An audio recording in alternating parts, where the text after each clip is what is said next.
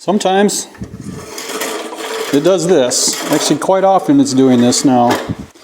And sometimes I'll tap it on there, tap it a little harder, and it will grab again. Hello everyone, and welcome to Vintage Machine Shed.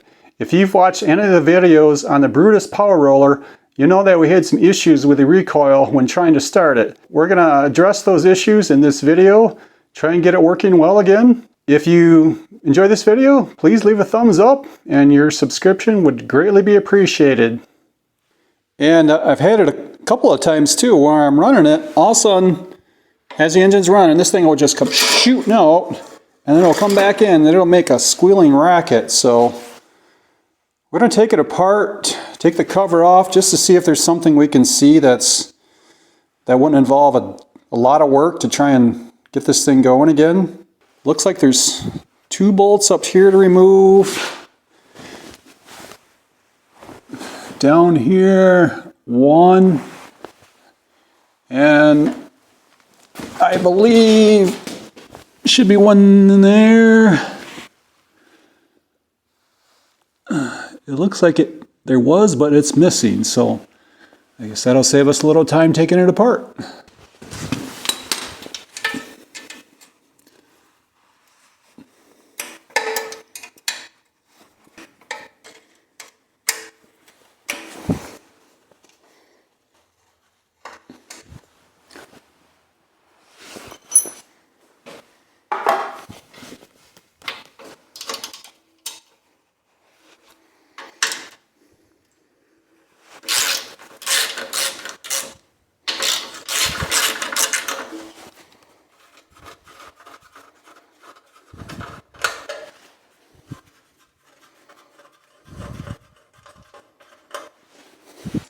Okay, is this just going to pull off?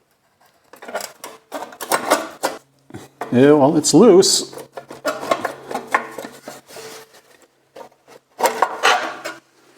And it does.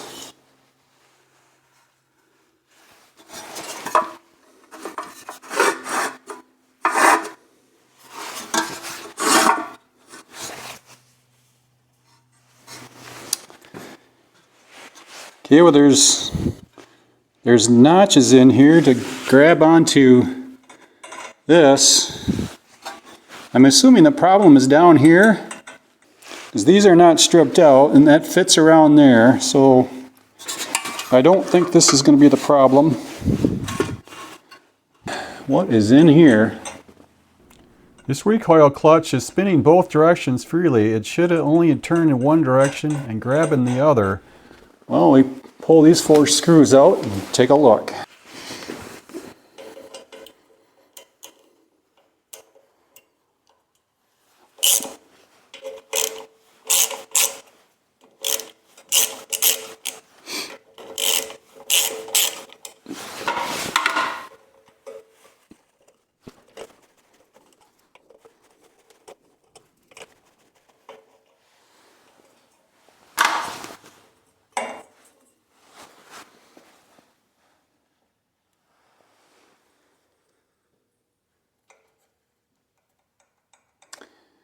Okay, well that just takes off the screen.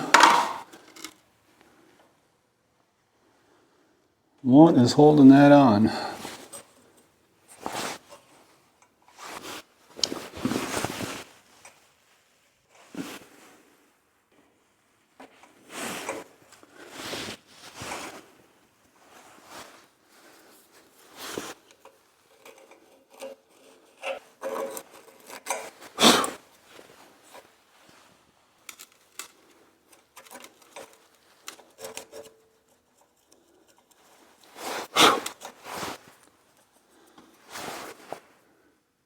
Okay, this appears to be a seal of some sort. It's rubbery.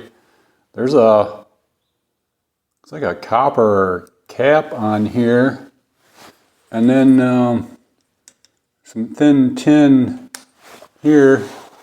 It looks like it may separate, so I'm not sure what to do first. I'm speculate under this copper cap here there could be a bolt where you can remove the assembly. I was hoping there would be a snap ring holding this together, but I do not see one. We'll get a little cleaner in there. Maybe we'll clean that up just a little more before I pull that copper cap off.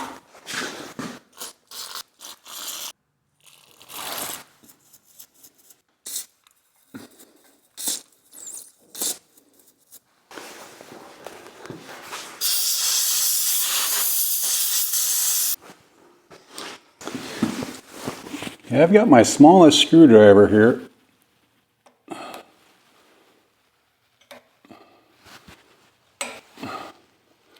I'd prefer not to break it, but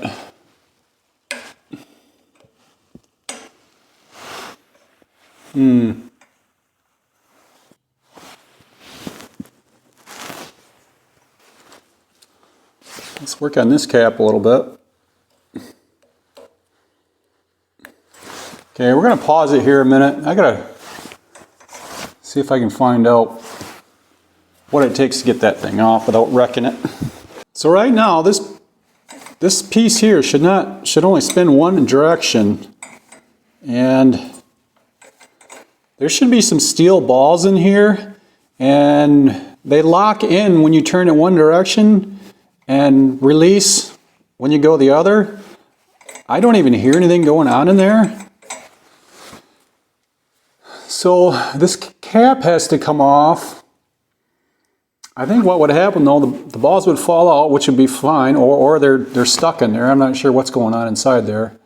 But if I don't believe I'd be able to get that reassembled and keep those balls in there and get the cap on at the same time.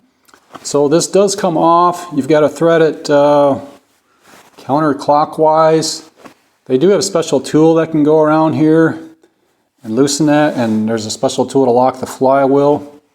We're going to try and wedge this flywheel and see if I can get a channel lock on. I don't have the right tools for that. These are cast iron fins. They look pretty tough, but I'm going to be sensible when I try and remove this. I'm pretty sure you can come across these easily if I did damage it, but we're going to try and not damage it.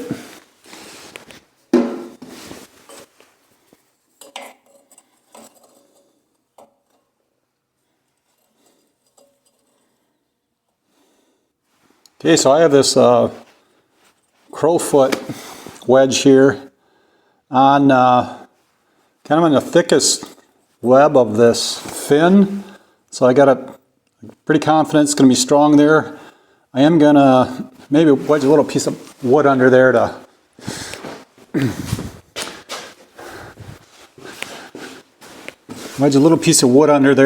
keep that from digging in.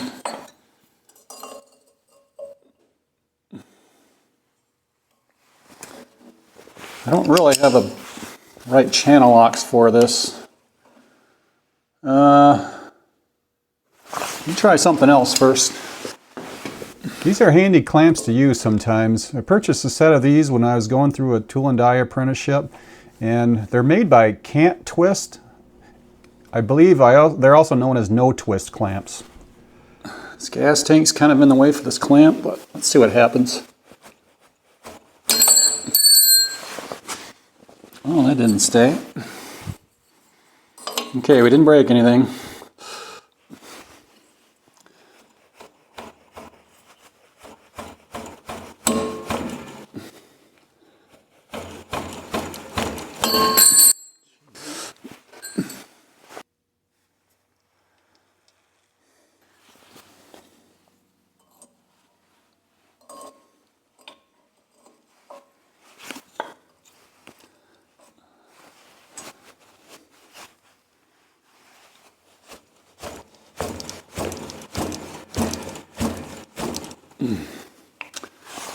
Okay, that's on a little harder than I hoped.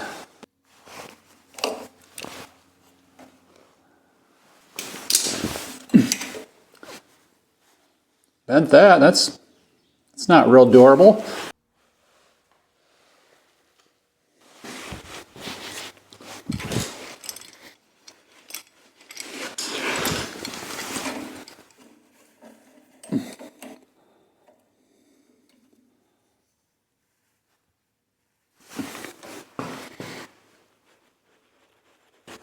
Oh, she's on there tight.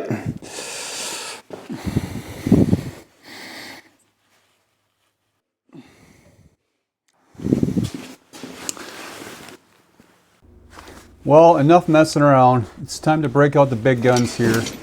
We're going to take an air chisel with a very flat tip on it, and we're going to apply pressure to the clamp itself, not on the clutch unit.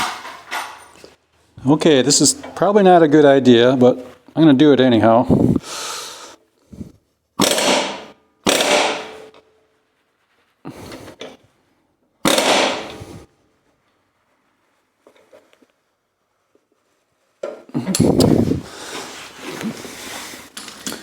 Well, maybe it wasn't a bad idea. I think that's going to work.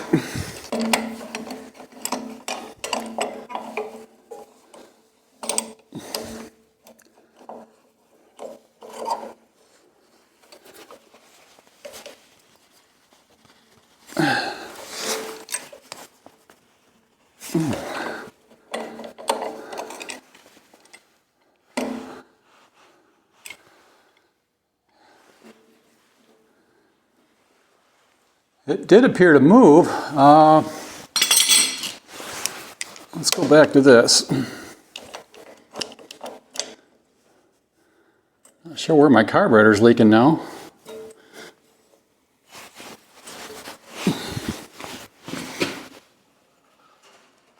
It's either moving or braking.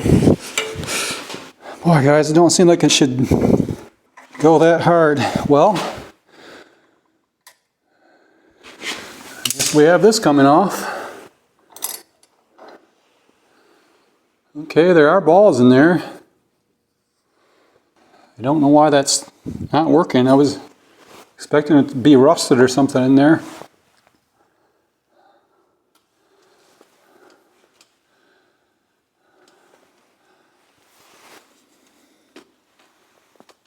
There's what we got inside there.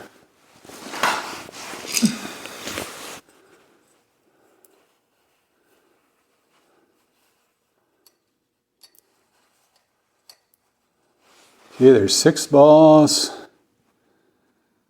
6 slots. There's a some kind of a fiber washer here.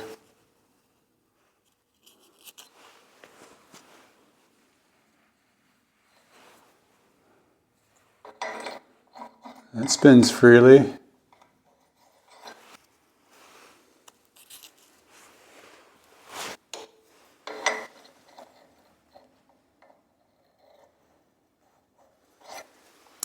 Well, I still want to get that off there.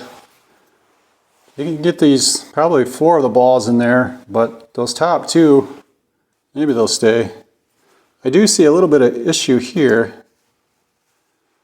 Some of these are rounded off a little bit. I don't know if that's part of the problem, if those balls got beyond that, but I don't imagine they could have. But let's try and get that off all the way and then take another closer look at it.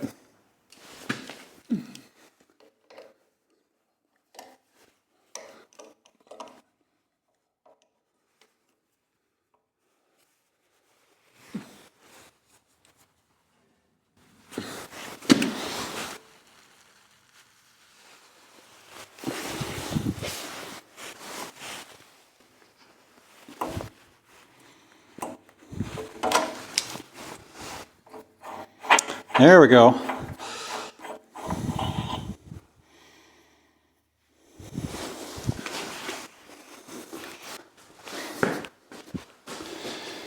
So, what is the problem here?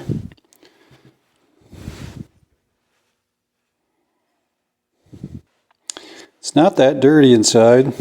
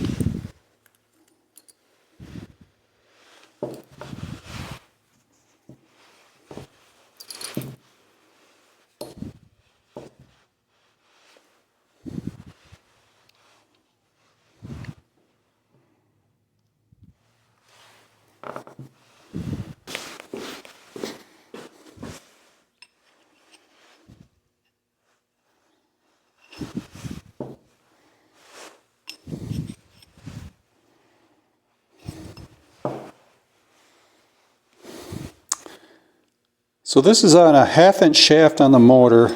I've got a 1/2" pin here. We're gonna put it together and simulate this.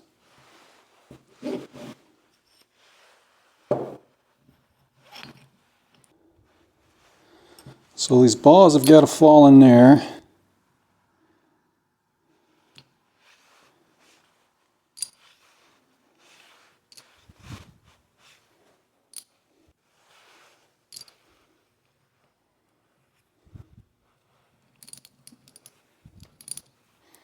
Okay, so it turns the one way.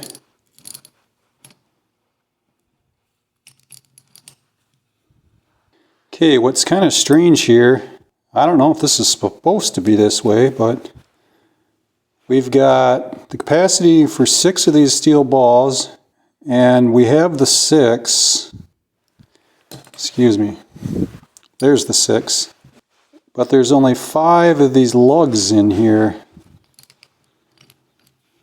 And maybe that's the way it's supposed to be, but it just seems a little odd.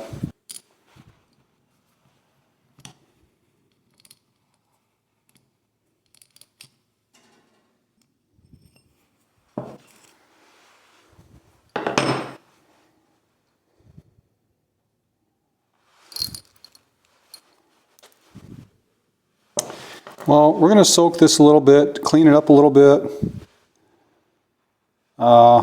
I'm just going to peel off any sharp burrs on here, and I'm going to reassemble it and see what it does. Like I said, it just seems odd where there's 5 of these and 6 of these. I don't know if this is not the right part, or if that's the way it's designed.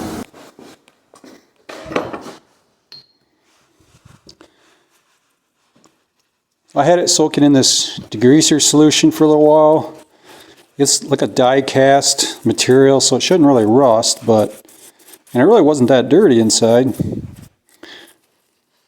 It's going to clean any grime out we do see.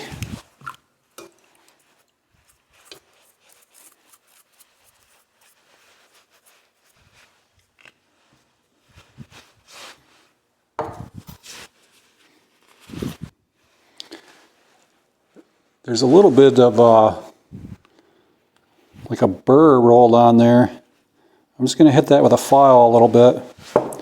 And in this die cast part, it probably doesn't show up well, but there's a little bit of a indentation from the balls in there, a little bit of wear, but I don't think that would be contributing enough to the problem.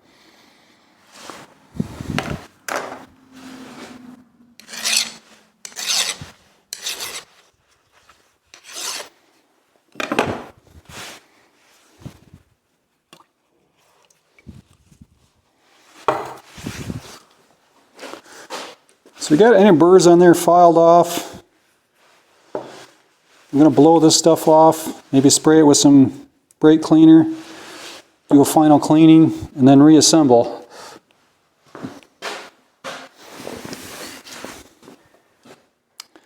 There's like a felt pad that came out of here.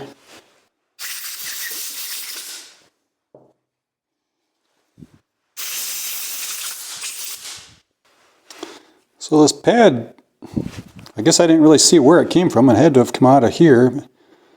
Not real sure what that did.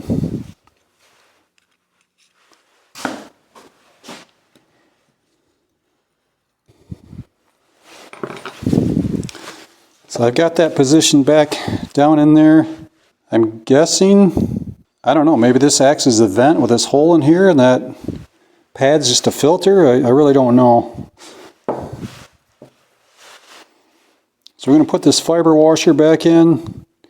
I don't believe you're supposed to put grease on here. I am going to maybe just shoot a little WD-40 in there.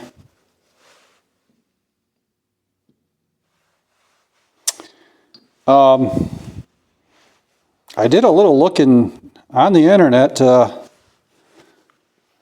see if this is normal to have 5 cogs here and then 6 here. It appears that is normal, but from other ones I've seen, so we're going to leave it at that.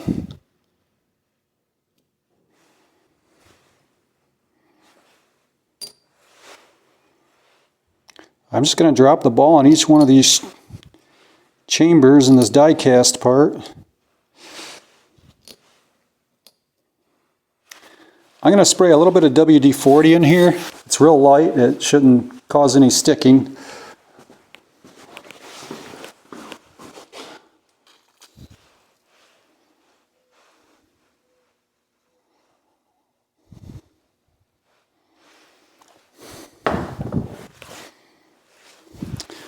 This dust seal still looks good, it's still pliable.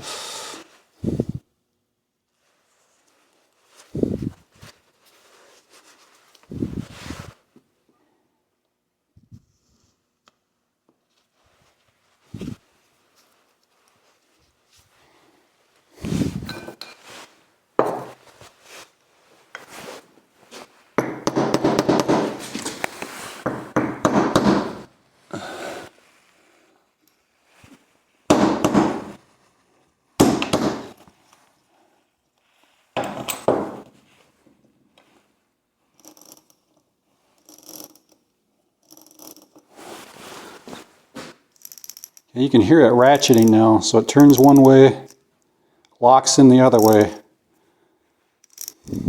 So I'm not really sure what was causing those balls to hang up, because it really wasn't corroded much inside there, so we'll see what happens.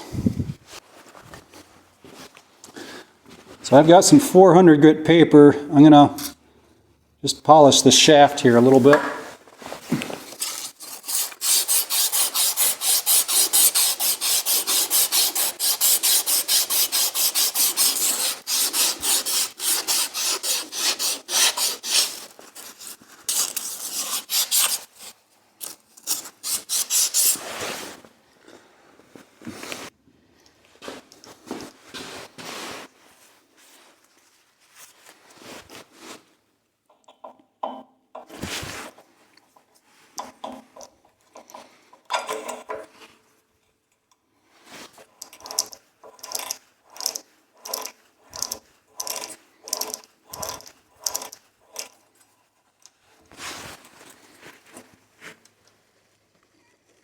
We're going to leave that hand tightened. So there we go. The only thing I could think of, maybe somehow there was a little bit of wear in there. Those balls got past where they were supposed to go. I don't quite understand it, but turning by hand, it works good now.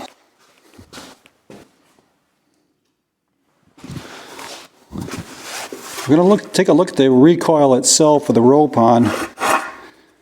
Now, it didn't really appear to be a problem pulling it out earlier. Now it doesn't seem to want to, or have very little spring tension.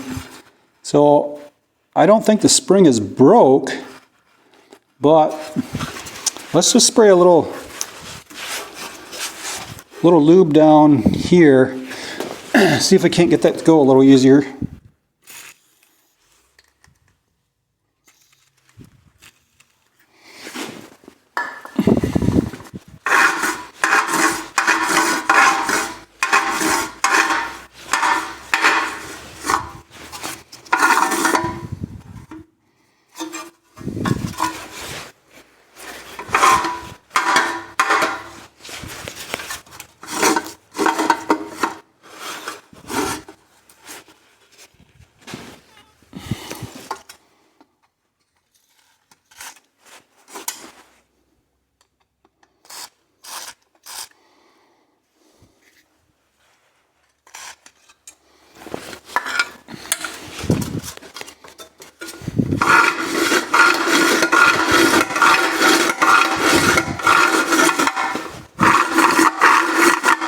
Okay, that's going better now.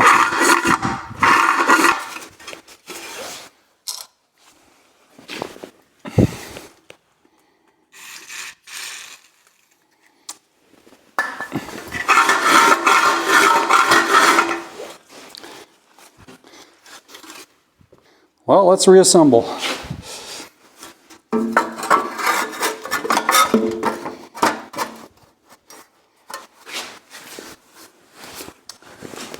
If you notice, I forgot something.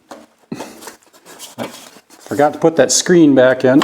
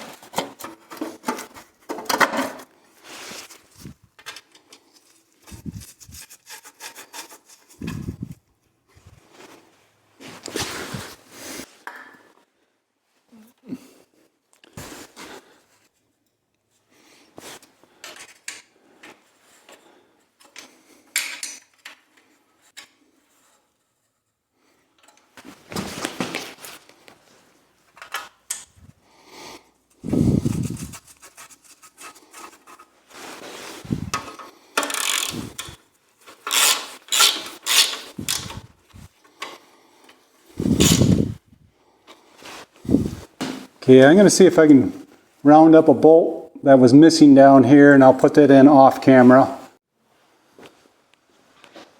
Well, here's the moment of truth. Will it start? It's catching at the moment.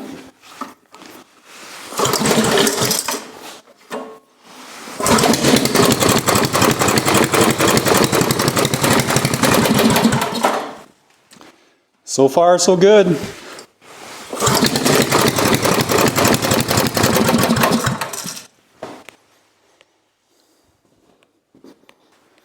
So to sum up what we did here, there's 2 1/4-inch bolts for a 7/16 wrench. We remove those. There's a bolt down on this side. There was a bolt on this side, which I do not have in yet.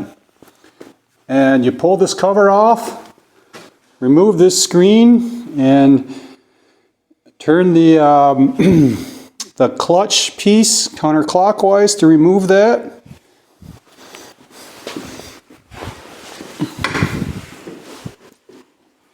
Well, we're going to end the video here.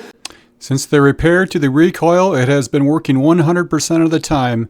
I've started it at least a dozen times and have put several hours of use on it. If you could please subscribe to the channel, I would greatly appreciate it. It would help out a lot. Thanks again for watching. As a side note here, if you're still watching the video, I mentioned earlier that I really like these clamps. I call them no twist clamps. The brand names on these are can't twist clamps. I don't know if this company is still around, but they were good quality clamps. I've owned these for about 35, 37 years, somewhere around there. And I have them in 3 different sizes. This is considered a 4.5-inch size, and that's the maximum opening on the jaws. And then I also have, I believe, a 3-inch pair, 2-inch pair, and a 1-inch pair, I believe. So if you ever come across these, or maybe they still make these new yet, but they're really nice clamps, I believe.